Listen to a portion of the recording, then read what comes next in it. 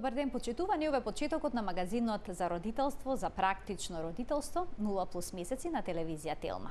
Мастите се многу важен сегмент од исхраната на децата. За разлика од возрастните, оброците на децата треба да содржат релативно висок процент на масти. Прито е важно какви масти им давате, бидејќи едни се поздрави од другите, а има и такви кои што е најдобро никогаш да не ги воведете на детското мени.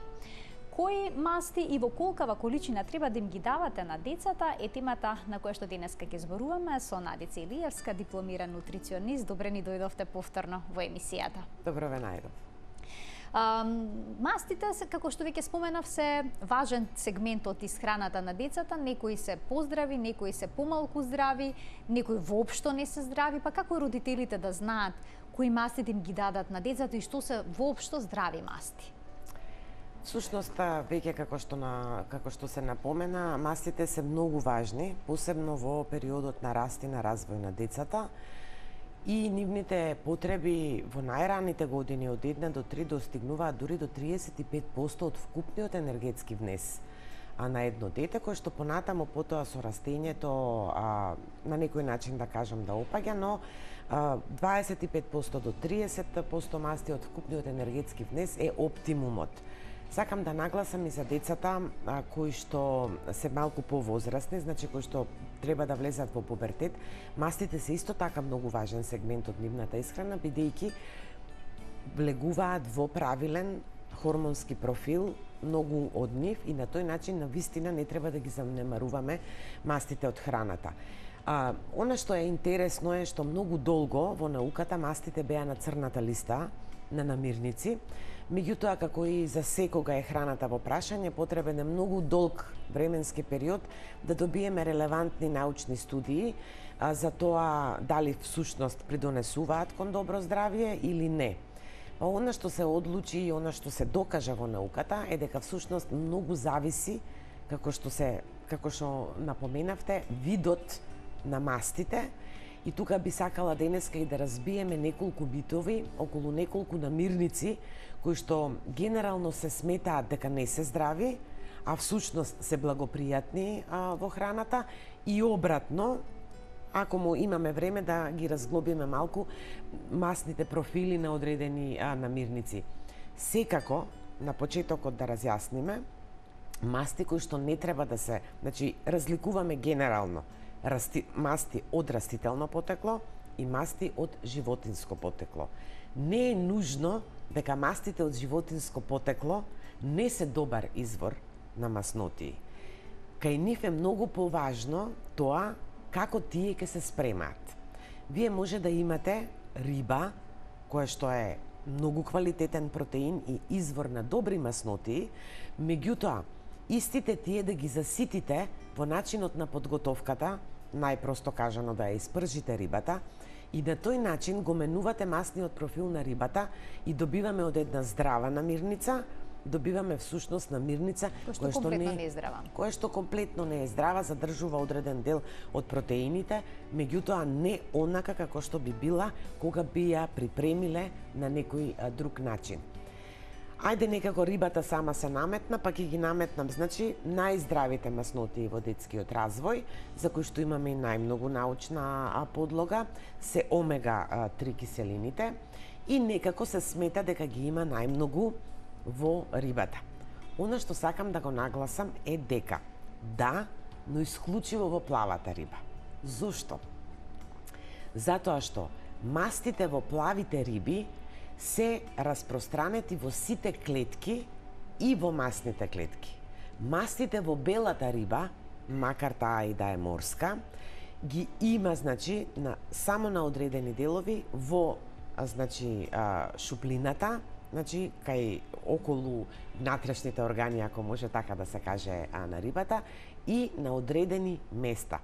Што значи дека, доколку сакаме и рачунаме на рибата како извор на омега-3, треба да внимаваме тоа да биде од плава риба.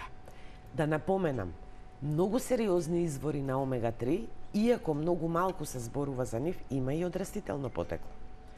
Лененото семе, лененото масло, потоа јатките се исто така многу сериозен извор и многу квалитетен извор на омега-3. Она што кај рибата е добро е да имаме многу убав нутритивен баланс помеѓу витамини, минерали, белковини, односно протеини и маснотии. Што значи дека оние митови дека само во рибата има омега-3, би сакала значи да нагласам дека тоа не е точно. Например, речиси еднакво е количеството на омега-3 и во лененото масло и во лененото семе. Како што споменавте, мастите долго време беа на црната листа, но сега се потврди дека кај децата до 3-та година се одличен извор на енергија, потоа на витамини растворливи во масти А, Д, Е и К. И исто така се клучни мастите за развојот на детскиот мозок. Па колкава количина, има ли некакви правила колкава количина децата треба да внесат на масти за правилен развој и раст? Вообичаено не е благодарно да работиме со бројки, но еве да кажеме дека дете од 1 до 3 години би требало до 10 грама масноти, значи да внесе. И тука всушност стануваат најголемите забуни, бидејќи треба да внимаваме дека речиси во секоја храна која што ја даваме на децата на некој начин има содржина на масноти и морам да признам дека во пракса не се среќаваме со деца кои што навистина многу малку примаат масти во исхраната. Проблемот е се среќаваме со деца кои што имаат многу малку есенцијални масни киселини од оние кои што организмот не ги прави, слично како протеините, туку мора да ги внесе преку храната и тука на прво место се незаситените масни киселини. Она што треба да се внимава е трансмастите и за жал многу скромни се истражувањата, но германците ги направија дека иако само 6% од вкупниот внес на масти кај децата треба да бидат заситени масти, а 0% трансмасти, значи масти кои што ги додаваме во храната при пржење, при печење, при грицкање на смоки, разни крекери и грицки, тие не треба воопшто да бидат застапени. Малку во последно време како да се наруши балансот на примање на храна на заситените масти, бидејќи станаа популарни намирници кои што имаат многу заситени масти. И сега тука ќе го допреме оно што јас навистина би сакала малку повеќе да го објаснам е хитот наречен кокосово масло. Долго време се сметаше дека тоа е идеален извор на масти уште во доенечка возраст и мајките го даваа на своите деца, но сега излегуваат статии и тоа професори на врвни универзитети кои што велат кокосовото масло е чист отров. Сега каде е вистината?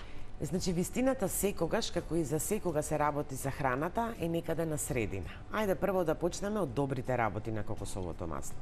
Интересно е што кокосовото масло има многу специфичен масен профил, меѓутоа интересно е што тоа е над 80% заситени масти и ќе направам само споредба, свинската маст има помалку заситени масти отколку што има кокосовото. Науката го форсираше на некој начин кокосовото масло затоа што содржи специфичен тип на заситени масти, така наречени средни ланци, за разлика од животинските масти кои што имаат од долги ланци масноти. Меѓутоа, се враќаме на основното правило. Заситените масти треба да бидат помалку од 1/3 од вкупниот внес на масти.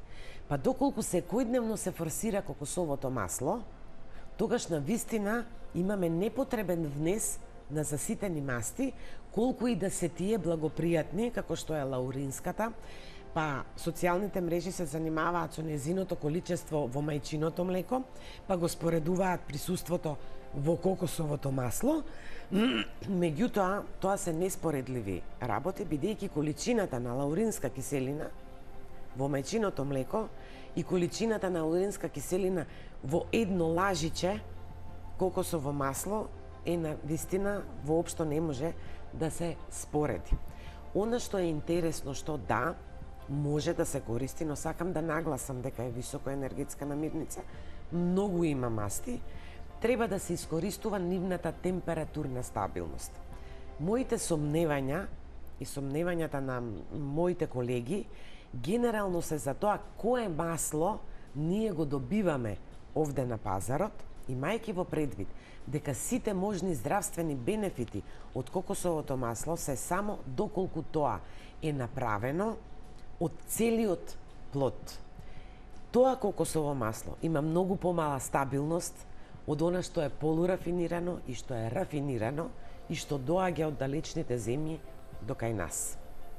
Потоа, многу е важно дали е во цврста состојба и доколку е во цврста состојба.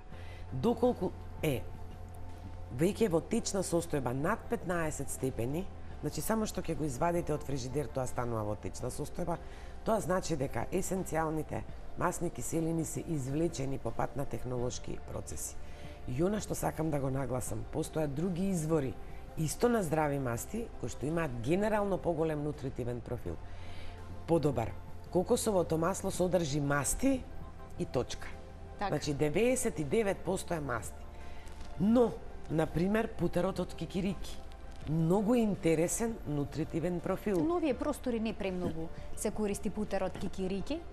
Дали е пожелно да се внесува во раната детска возраст? Ако земеме да ги вагаме, значи мастите, путерот од кикирики, доколку се внимава времето кога се внесува во исхраната кај малите деца, имајќи во предвид дека кикириките се висок алерген, меѓутоа пак истражувањата покажаа дека путерот од кикирики и не е толку висок алерген колку што е самата кикирика. Има многу интересен мастен профил. 50% од вкупната нутритивна вредност се масти, меѓутоа е многу богат избор на билни влакна, многу богат извор на протеини и многу богат извор на многу други минерали кои што се благопријатни за раст и за развој на деца. Покомплексен состав. Покомплексен состав. И сега, да, истата количина, кога ќе ја дадеме од путерот кикирики и од кокосово масло, нутритивната придобивка е неспоредлива на едното и на другото. Она што сакам да го нагласам е дека, иако мислам дека веќе младите родители доволно знаат, она што на вистина треба да не го употребуваат се маргарините, односно хидрогенираните масла, бидејќи... Иако се веруваше едно време, бидејќи се од растително потекло, дека се многу здрави, затоа и пред 20 на години путерот се исфрли од употреба, неговото место го зазедоа маргарините. Но денески истражувањата покажуваат дека тоа е всушност поприлично токсично за организмот. Не само на детето и за возрастните. Тоа зависи најмногу од технолошкиот процес. Значи, растителните масла не се така лоши доколку имаат ладно цедење, но кај маргаринот, за да се продолжи време трењето и за да се добие мекост, односно тврдост пожелна, се пристапува кон технолошки процеси, како што е хидрогенирање, кои што се ствараат супстанции кои што нашиот организам не ги препознава, па ги таложи. Другите природни, макар и заситени масти, не прават таложење во крвните садови. Например, кокосовото масло, иако е многу, има повеќе од 80% заситени масти, науката докажа дека не прави плак, односно не влијае штетно на кардиоваскуларниот систем. Но, како извор на здрави масноти, треба да секогаш да го имаме во предвид маслиновото масло, така наречено течно масло, бидејќи масниот профил на маслиновото масло е не преминат од ниедна друга категорија. Немало ниту една забелешка. Да им дадеме простор на гледачите да се вклучат во програма. 3076-677 е телефонскиот број на телевизија Телма.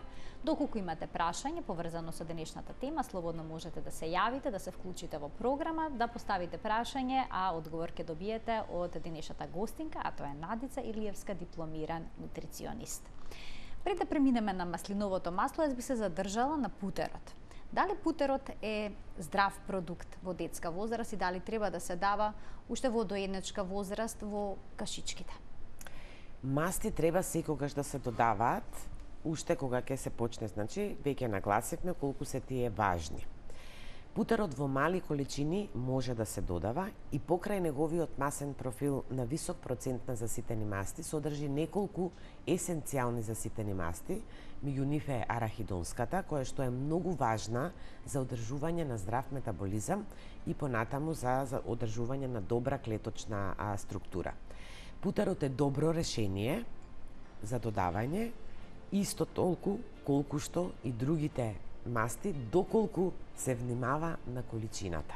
Така, значи во оптимална количина. Во оптимална количина, да се има во предвид да дека сите тие се, значи со многу голема нутритивна густина. Она што сакам да го кажам е дека голем дел од есенцијалните масти, било да се заситени или се незаситени, влегуваат директно во подобрување на апсорбцијата на многу важни нутриенти, кои што се навистина многу важни за развој на детето, а тоа се витамините растворливи во масти. Затоа пожелно е мастниот, значи внесувањето на масти во исхраната на децата да биде разновидно и да биде од повеќе извори. Затоа што секој од нив има по нешто кое што му е многу важно за правилен раст и развој. Имајќи во предвид дека многу често сендвичите ги комбинираме со путер, секогаш нагласувам многу малку путер. Останува правилото дека само на 2 лажички путер имаме повеќе од 800 калории и дека речиси 4 пати повеќе ја задоволуваме со 2 лажички путер дневниот потребен внес на маснотии во организмот, посебно на детето. Ова го кажувам за да се има во предвид дека путерот да, но во многу мали количини. Имаме гледач на линија, да го слушнеме неговото прашање. Добар ден, повелете. Добар ден. Добар ден, во програма сте, повелете. Поздрав до водителката, поздрав до гостинката. Поздрав и до вас. Не вообичаено, може би очекувавте мајка, се јавјама еве, се јавува еден дедо. Одлично. Еве еден дедо така. кој што е заинтересиран за исхраната на неговото внуче. Повелете. Зборот ми е. Често пати овие констатации што ги збориме, еве, кокосово масло, маргарини, дека јас сум 67 годишен човек, меѓутоа, исхраната ја пратам тамо некаде од 85 година. Нема константна вистина. Дали науката со својот развој се укажува своето, и денеска што е вистина, утредента излегува како да е заблуда. Сега, за кокосовото масло има најконтрадикторни текстови на овие средства за информирање, таблети и таму, да не зборам потаму. Сега, на што се должи тоа, не знам. Да се пишувани од било кој, пишувани се од нутриционисти, пишувани се од луѓе, доктори, титулари, и човек просто да не знае да свати што е вистината. Меѓутоа, да не бегаме од темата, во прашање моје внуче 7 годишно. Така? Тие живеат во Германија, пред некој ден се вратив оттаму. Кажано му е дека не смее да консумира никако кикирика, лешници, сите оние орашасти што се кај нас, што најмногу ги рекламираме дека е здрава исхрана. И сега што прави кутриот? Ај кај нив нутриционистичките табели и така, сакале, верувале не, истакнати се убаво, може да се види составот. Меѓутоа, кога доаѓаат кај нас тука, просто страв да го фати, не знае што да јади. Ша не знам што да се прави. Веруваме во таа медицина, веруваме дека сепак знаат нешто повеќе од нас. Меѓутоа, прашањето останува отворено. Да видам мислење на вашата гостинка. Така, ви благодарам што се вклучивте во програма. Нетолеранцијата или алергиите на одредени типови на храна кај малите деца се во размер на епидемија и секојдневно во пракса се соочуваме, значи, со тоа за среќа. Природата секогаш прави баланс. Секогаш постојат заменски намирници кои што ќе ги имаат нутриентите, кои што ги тие одредени, кои што за жал не може да се конзумираат. Генерално, мастите влегуваат во група која што многу малку е алергенска. Значи, протеините во намирниците се оние кои што ги прават алергиите и овдека се работи веројатно за некоја нетолеранција или алергија на одредени протеини кои што ги има во јаткастите плодови. Секако, доколку е направен тест во странство или кај нас било каде и доколку се покажало дека не треба да се конзумираат, навистина не треба да се конзумираат. Во овој контекст јас ќе кажам дека и кога е само на јатките, е многу едноставно, бидејќи постои да не е и на некои други протеини, бидејќи тие обично знаат да одат во група. Мастите во овој случај ќе се внесуваат преку маслиново масло, Ако имаме време би позборувала малку и за авокадото. Секако. И многу малку би кажала за она дека навистина постојат контрадикторности во однос на храната. Храната е динамична категорија. Намирниците кои што ни се достапни се исто така динамична категорија. Навистина е потребно долго време и желба за одредена намирница да се истражува во науката за да имаме релевантен одговор. Препорачувам на сите родители да ги проверуваат изворите од кои што ги црпат информациите и никогаш да не се на некој начин да кажам воздржуваат од барање на одговори и од прашување на стручни лица. Тоа е единствениот одговор, но пак ќе кажам секогаш треба да бараме одговори од релевантни фактори. Денешната тема очигледно пробуди голем интерес кај гледачите. Имаме двајца гледачи на линија. Ајде да го вклучиме првиот. Добар ден, повелете. Добар ден. Повелете, во програма сте. Поздрав до гледачката. Имам две прашања. Првото, дали мастите треба да се веќе во готови каши или додека се подготвуваат кашите за бебињата? И второто, надвор малку од темата, бидејќи имате нутриционист во програма, сакав да прашам за хипервитаминоза, кои продукти треба да се одбегнуваат? Така, ви благодарам што се вклучивте во програма. Одлично прашање, значи всушност стабилноста на мастите. Мастите се доста нестабилни, односно најквалитетните масти се и најнестабилни. Сега веќе имаме истражувања, италијанците предничат во нив како најголем производител на маслиново масло, па ни сугерираат научни студии кои велат дека и ладно цеденото масло до 190 степени е стабилно, а пак рафинираното маслиново масло до 220. Меѓутоа, хемиските процеси се хемиски процеси. Сите незаситени масти на високи температури го менуваат својот хемиски состав. Кога користите квалитетни масла, кои што се наменети исклучиво за сирова употреба, како што е екстра девственото масло, како што се доста, значи квалитетни масла, пожелно е да се додаваат во веќе спремна каша или на крајот на оброкот. Тоа е најсигурниот пат.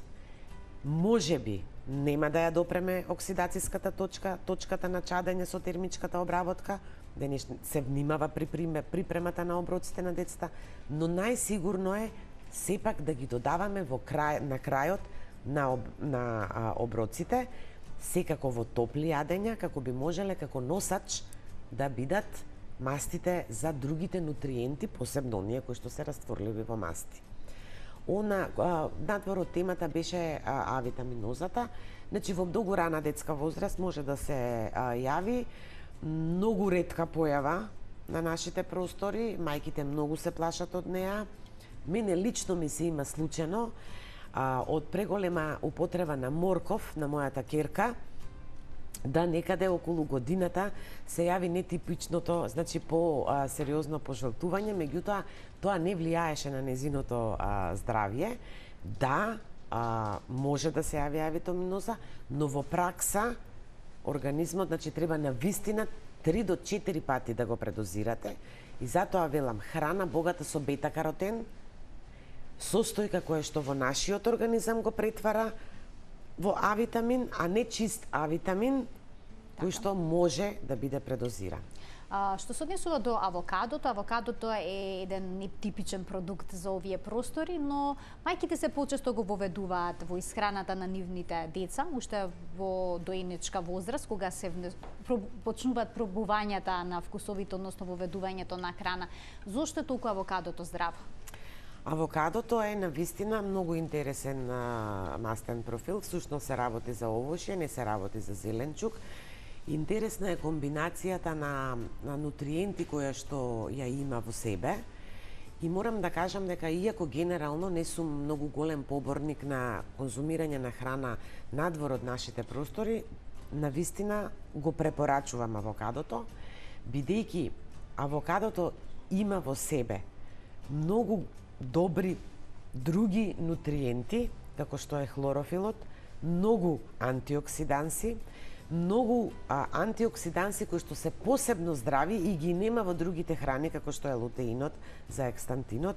Значи, има таков фенолен спој на антиоксиданси и на хлорофил, и на протеини, и на билни влакна, што на вистина прави еден неверојатен баланс нутритивен во организмот на мала количина и на вистина е намирница која што може да се воведе.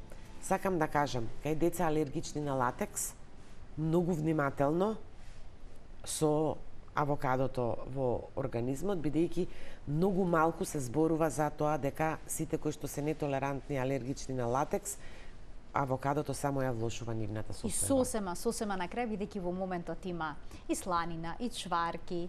Дали е тоа храна која што треба да припаѓа на минатото, која што била ета храна на нашите баби и дедовци, или пак може и децата понекогаш да јадат и да примаат и вакви масти? Многу внимателно со производот и со начинот на кој што е припремен. Сланина третирана со димење, со чадење, со саламурење, апсолутно не смее да биде во менито во исхраната. Да. Значи, имајќи во предвид, доколку ни е познат изворот, значи, биолошки хрането животно, користена сланина, а не сало, бидејќи токсините се задржуваат во масните делови на животните, и сланината, и чварките се нешто што може да се конзумира повремено и во мали количини. Но многу внимателно со тоа од каде се и на каков начин, значи, се припремени. И она што сакам да го кажам е дека јас на вистина на крајот би завршила со свинската маст. Родителите треба да имаат во предвид, ретко кога даваат пржена храна, може слободно да пржат во свинска маст, се уште е најсигурен начин на пржење во свинска маст, бидејќи канцерогените материи кои што се јавуваат на високите температури кај свинската маст се јавуваат дури на 280 целзиусови степени, што значи се е во количината и во начинот. Многу корисна информација на самиот крај од денешното издание на 0N+. Надица, ви благодарам што бевте дел од денешната емисија. Ми беше задоволство како и секогаш. Тука го заокружуваме денешното издание на магазинот за родителство 0N+. Се гледаме секој работен ден во рамки на утринската на Телма. До гледање.